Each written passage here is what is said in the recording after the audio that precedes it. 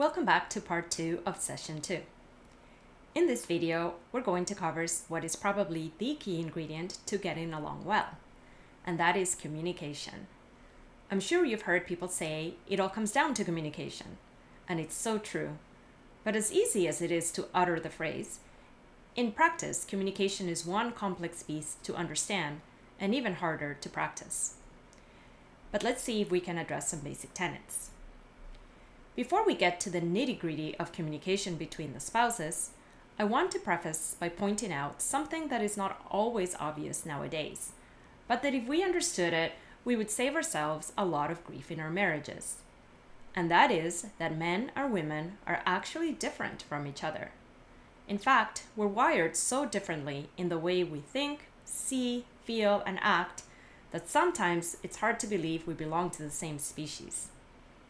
But for some reason, we have this expectation that our beloved is going to see things our way, and therefore act and react in the same ways as us. And this is where we often run into snags.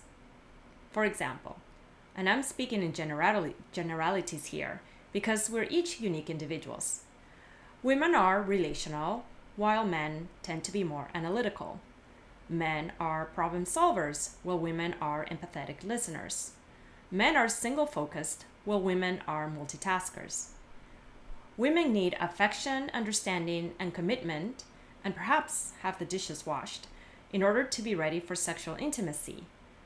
While men crave to be desired sexually, needed, and respected in order to be able to give their affection and time. There are many exceptions to these, of course, but the point is that God designed men and women to be quite distinct from each other. And of course, there are a myriad of other differences. There are the introverts and extroverts, the doers and the thinkers, the spenders and the savers, the talkers and the listeners, and so on.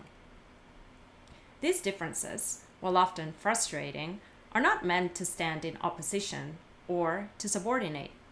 Rather, they are meant to be complementary in nature, for the sake of communion or working together and growing in love. This is probably why opposites attract. We look for someone who helps us see life from a different lens. It's exciting and enriching, but by the same token, learning to live with a person who sees, does, and reacts differently from us can pose some challenges, to put it mildly. So we learn to embrace each other's differences and figure out ways to thrive together. This requires empathy, patience, self-giving, love, and constant communication and negotiation. We have to try to be as honest and clear with each other about our needs, our wants, and our expectations, listen to the other person do the same, and then come up with new ways of living and loving that suits both parties. I confess that this is definitely an area that took a while for my husband and I to figure out. We were actually married for 10 years when we realized that we were expecting things from each other based on the way that we each saw the world. So I'm going to share with you a few resources that really helped us to understand each other better. There is a book called Men Are From Mars and Women Are From Venus by John Gray. This is a classic book on relationships. And here, the author provides a practical and proven way for men and women to improve their communication by acknowledging the differences between their needs, desires, and behaviors. There's another book called The Temperament God Gave You by Art and Lorraine Bennett. This is based on an ancient belief that there are 4 basic temperaments that people are born with. There's the cholerics, or we can call them type A people, the sanguines, or the life of the party, the melancholics, or the deep thinkers and idealists, and the phlegmatics, which what I consider to be the strong silent type. The authors then help you to identify your temperament and that of your spouse, and then provide tips on how to best use these God-given gifts to achieve peace, happiness, and holiness. My husband and I both really appreciated this book. Then there's a set of books called For Women Only and For Men Only. and they are written by Jeff and Shanti Feldhahn. This married couple of data scientists wrote the books based on their scientific research, and their aim is to help men better understand the inner lives of their wives and vice versa. You can see that there is a thread here. Finally, there's a book called The 5 Love Languages by Gary Chapman. This particular book was so eye-opening for us. The premise of the book is that we each have our own love language or languages that we're born with. And that is how we receive or we experience and also how we give love. There are 5 love languages: gifts, words of affirmation, acts of service, affection, and quality time.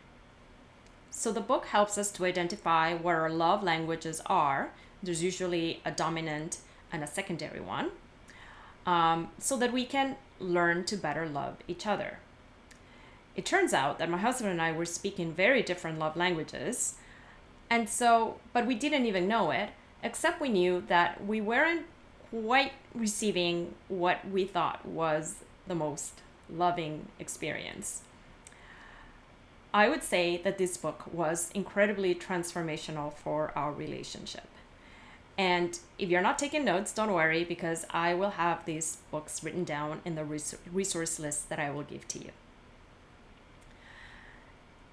And because nothing says it better like comedy, I'm going to send you guys one hilarious story written by comedian Dave Barry illustrating this very topic. I hope that you guys enjoy it as much as I did. Let me know. Okay, that was a long preface, and I think I've actually covered quite a bit about communication between spouses. I'll just say a few more things here. I guess I should define the word communication. In the simplest of terms, communication is made up of 3 parts. There's a sender, there's a receiver, and then there's the medium. Easy, right? Not quite. Our patterns of communication are learned at a very young age. It's a combination of our nature, so our temperament and personality, and our nurture, which could be our family and our environment. We are not born with good communication skills, but we can certainly develop them.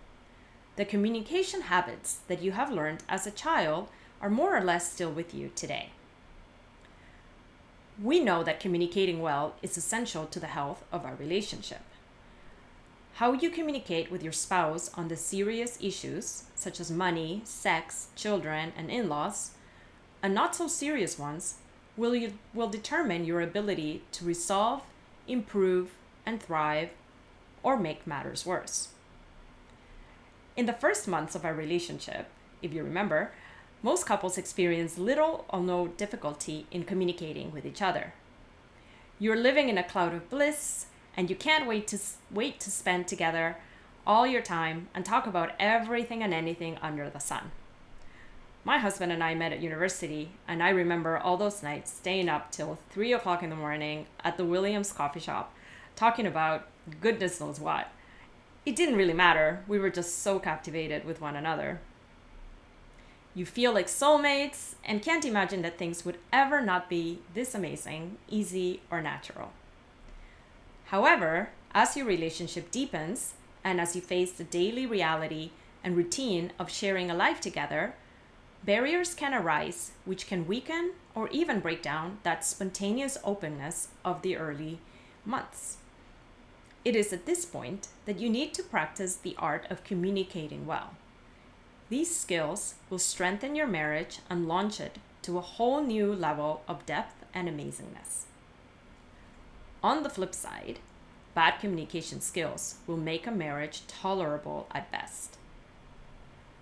As with everything worth fighting for, it requires intentionality, goodwill, hard work, concentrated effort, and patient struggling. Maybe you have already experienced some struggles during the wedding planning.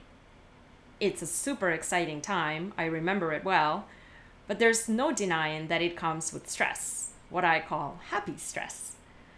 Perhaps for the first time in your relationship, you are navigating and negotiating, giving and taking. When and where will you get married? What will your budget be? How big will the wedding be? Who are you going to invite? How involved with your parents and future in-laws be? It's a lot. So how you communicate in planning your wedding and how you resolve these issues that arise are good signs of how you will be communicating after the wedding. So here are a few suggestions for communicating well. Many are words of wisdoms from the experts, and others we've learned through trial and error. And please know that we are still very much a work in progress. First thing I would tell you is to remember your wedding vows. I promise to be true to you in good times and in bad, in sickness and in health, until death do us part. We often forget the part of the vows that mention the hard stuff. But the hard stuff is part of marriage. In fact, it's part of life. We can't escape it. And it doesn't mean that something is wrong with the marriage. It just means that with every hardship, we have this opportunity, as painful as it is, to grow, should we accept the challenge. Therefore, I would highly recommend that you always keep the communication lines open. Check in with each other frequently. Remember that you are BFFs, best friends forever. This will be very relevant when you have children and you are distracted with a million other things. Then you really need to make a point to touch base on a regular basis. Schedule it if you have to. As a guideline, Jordan Peterson, who happens to be my hero, says that couples should be talking to each other for about 90 minutes a week. It may seem like an easy peasy thing to do right now, but once family life kicks in, you'd be surprised how intentional you need to be about this. My husband and I, because we now enjoy free babysitting in the form of teens, go out for walks pretty much every night after we put our toddler to bed. It's been a huge blessing to have this time to ourselves. When your kids are small, make a point to connect once they go to bed. You might feel the desire to check out with Netflix, and I hear ya, but I highly recommend that you make regular, meaningful time for each other a habit in your marriage. When you hit a crisis, be it relational, financial, health-related, etc., it is the good habits that will carry you through. You will find it easy to turn towards each other because that connection will be strong. Something else that I would tell you is to make a habit to give the message directly to your spouse and not through a third party. Try not to gossip or criticize your spouse to others, especially if you haven't brought up the particular issue with your spouse. Respect the dignity of your spouse. Also, you may vent to others in the heat of the moment, but once you calm down, those words can't be unsaid and unheard. One exception to this would be if you have a trusted and impartial advisor, such as a priest or a therapist, that you can confide in. Then the goal of the discussion is to improve on the marriage, and all matters will be kept confidential. Try to make sure that the message you want to express is as clear as possible, leaving little room for misinterpretation. Be honest. Say what you mean and mean what you say, even if it's not what the listener wants to hear. And of course, there are gentle ways of doing this. One thing that I learned the hard way is that my husband is not a mind reader, and neither am I. We can't guess or make assumptions that the other person should know what we're thinking, feeling, expecting, because really, they're often not even thinking, feeling, or expecting the same things. So let's help each other out by vocalizing rather than by brooding away. Practice the art of active listening. This may be easier for some than others, such as myself. Give space and time, and give your full and divided attention, and paraphrase the message back to ensure that you are understanding correctly.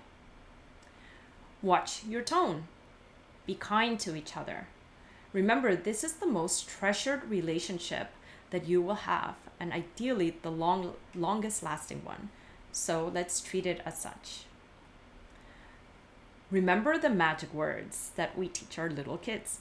Please, thank you, I'm sorry, please forgive me, and I forgive you. There was a phrase going around some time ago, I don't know if it's still out there. I think it was in a song. Love means never having to say you are sorry. Well, sillier words have never been said before. Actually, it's quite the opposite. Love demands constant apologies and forgiveness. Nagging is super annoying, as my teen sons constantly remind me. And women are especially guilty of this. I guess that now is a good time to remind you, ladies, that you're not marrying your son, you're marrying your equal. Nagging has this amazing ability to break down goodwill. And so, if we can avoid it, let's do that. Likewise, the silent treatment is a bad idea, as it builds resentment and grows distance. Even if it feels super awkward, and I know the feeling well, it's important, once again, even in the hard times, even when you are having a really difficult time, even liking your spouse, to just reach out and make that bid for a connection. Trust me, it will be worth it. Don't make fun of or belittle your spouse, especially in public. Instead, affirm and praise your spouse as much as possible, especially in public. If you are angry, that will happen. Try to table the conversation for a later time when you're both calm. This will keep you from saying things that you might regret saying. There's an expression, again, I'm older than you guys, so none of this might make sense, but I remember that somebody said, don't let the sun go down on your anger. I think they meant that if your guys are having a fight, fight it out and figure it out. Don't go to bed angry. I don't think that works quite as well as we think. In my experience, sometimes it's been better to say, you know what, we're both really tired, we're both really angry, we're probably not going to get anywhere tonight, anywhere productive anyway, so can we just table this conversation, talk about it when we're both calm, and remember to say I love you. That actually has worked pretty well for us. If you're in a bad mood and that happens, hello PMS, I would try to give a friendly warning. I do that to my husband and now my older children, just to warn them, that you might not be in the best space and that you maybe need space. If you have something serious to discuss, try to choose the right time for it. We schedule it. Sometimes we say, okay, this is something very serious. We have to talk about this particular child or something like that. It's often a child. And we talk about it as we go on walks. So that way we know that we have each other's full attention. Very important. I have a very important advice here. Always, always, always, when in doubt, pray. Communicate with God, especially if you are having trouble expressing something to your spouse. Ask for the enlightenment and for guidance, and ask for those graces. Don't be shy about that. Finally, let love prevail. Remember to always keep the best interests of your spouse in mind. Remember that you are a team and you are one, and what you both really want is a strong, solid marriage. Phew. Okay, that was a lot. So I'm going to send you the following documents for homework. The first is an article by Dr. John Gottman, a relationship expert and the founder of the Gottman Institute. The Gottman Institute focuses on helping people achieve healthy relationships, and they have a ton of resources for married couples. You can visit them at gottman.com. So many years ago, Dr. Gottman and his team ran a study where they would invite a married couple to spend a weekend in a condo, and the team would film and record all of their interactions during the course of their stay. This was done with full consent, of course. After evaluating thousands of couples, Dr. Gottman discovered 4 destructive communication styles that could predict the end of a relationship with 94% accuracy. So the article that I'll be sending you outlines these 4 styles as well as their respective antidotes. I'm also sending you some questionnaires about values and communication. Please print 2 copies, fill them out, and share with each other and discuss. Finally, I'm sending you a short article titled 10 Secrets to a Successful Marriage. Read it and keep it handy for future references. All right. Well, thank you so much for staying with me, and I hope that you have some great conversations in the week to come. As always, I'm just a quick email away if you have any questions at all. Have a great week, and I'll see you next time.